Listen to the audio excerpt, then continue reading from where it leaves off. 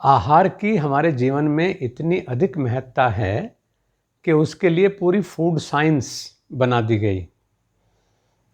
यहाँ तक कि अस्पतालों में, स्वास्थ्य केंद्रों में आहार विशेषज्ञ रखे जाते हैं जो ये तय करते हैं कि हमें कैसा आहार लेना चाहिए। क्योंकि हम कितनी भी अच्छी दवा ले लें,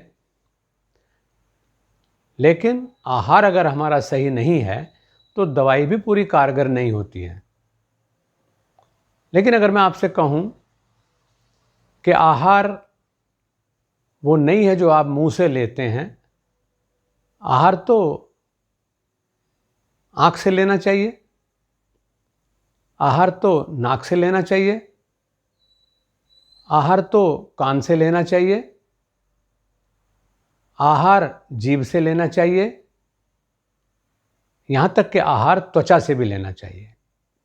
ये इतने रास्ते हैं आहार के, और अगर इन रास्तों से मिलने वाला आहार हमारा ठीक नहीं है, यानी रूप, रस, शब्द, स्पर्श और गंध, ये हमारी ज्ञानेंद्रियों के विषय हैं,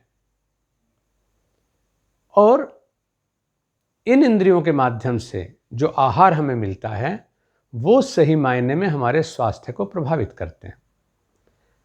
हम जो फूड वैल्यू पर आधारित भोजन हम लेते हैं कि कितना हमें प्रोटीन चाहिए, कितना मिनरल चाहिए, कितना फैट चाहिए, कितना कार्बोहाइड्रेट चाहिए और कितने विटामिन्स वगैरह चाहिए, मिनरल्स चाहिए, वो सब ठीक है।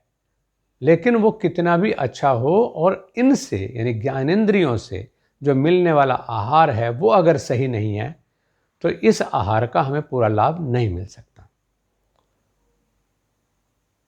हम किस तरह के दृश्य देखते हैं, डराने वाले हैं, आनंद देने वाले हैं, गुस्सा दिलाने वाले हैं, उनका सीधा प्रभाव हमारे व्यक्तित्व पर पड़ता है। हम किस तरह की बातें सुनते हैं, कैसे शब्द सुनते हैं, उनका प्रभाव हमारे शरीर के जो सेक्रेशंस हैं उनके ऊपर पड़ता है। कुछ ध्वनियाँ ऐसी हैं जो हमें आनंद दे देती हैं, कुछ ऐसी हैं जो हमें लय दे देती हैं, कुछ ऐसी हैं जो हमें डरा देती हैं, क्रोध दिला देती हैं। उन सब का प्रभाव यानी इनके माध्यम से भी, कान के माध्यम से भी जो आहार हमें प्राप्त होता है उसका हमारे स्वास्थ्य पर प्रभाव पड़ता है। नासिका के माध्यम से यही स्थिति है। हमें सुगंधी मिल रही है, हमें दुर्गंध मिल रही है, हमें ऐसी हवा मिल रही है जिसमें रोग के विषाणु घुले हुए हैं, या हमें यज्ञ की सुगंधी मिल रही है, हमें प्रकृति की शुद्ध वायु मिल रही है। उन सब का प्रभाव हमारे शरीर पर पड़ता है। त्वचा का भी प्रभाव, यानी हमें कौन स्पर्श दे रहा है उसका पूरा जो प्रभाव है हमारे व्यक्तित्व पर पड़ता है। माँ का स्पर्श कुछ और ही असर रखता है, गुरु जी का आशीर्वाद का स्पर्श कुछ और ही अर्थ रखता है, मित्र का आलिंगन और उसका स्पर्श कुछ और ही अर्थ रखता है, पत्नी का स्पर्श, बहन का स्पर्श और फिर शत्रु का स्पर्श। आप देख लीजिए कि आपकी मनोदशा पर कैसा प्रभाव पड़ता है। एक जगह आप रूखी रोटी खा करके भी बहुत अच्छे प्रफुल्लित हो जाते हैं,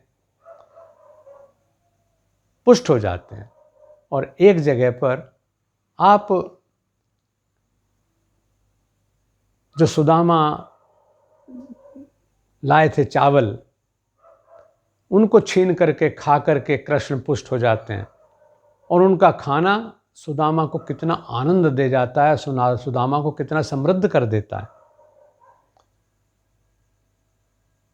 इन सब का प्रभाव हमारे ऊपर पड़ता है। तो हमें एक साधक के रूप में, ये बात पता चलनी चाहिए कि आहार सिर्फ मुंह से लिया जाने वाला भोजन नहीं है, बल्कि आहार समस्त ज्ञानेंद्रियों के माध्यम से जो हम प्राप्त करते हैं वो है। और वो आहार मिलने के बाद ही हमारा जो मुख के द्वारा लिया गया आहार है वो सही मायने में पूरा होता है, और हम तब ये तय कर पाते हैं कि हमारा भोजन पुष्टिकर था या नहीं था।